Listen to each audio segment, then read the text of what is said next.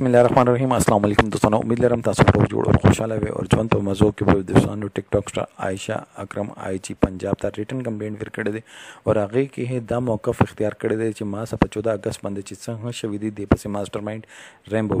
که دوستانو کته د خبر باندې ځان خبرول غواړئ موږ چینل مقدس سبسکرایب کړئ ټلین نشان د سوچ موږ راتلونکي معلومات ویډیو تاسو ته اسانه سم لاشي دوستانو ټیک ټاک سٹار عائشہ اکرم आई जी पंजाब ته د ریټن کمپلیټ کې دا خبره کړې ده چې ما سره مینار پاکستان کې 14 اگست باندې چې څه شوي دي ما کپڑے شلولي وي ما سره بدسلوکی شوي وه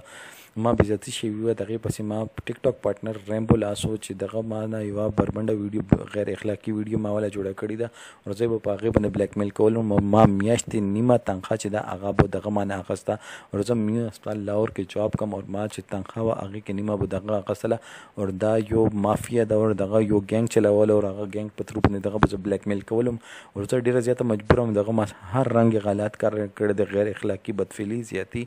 هر یو چیز ما سره زنا کړی دی دوستانو هغه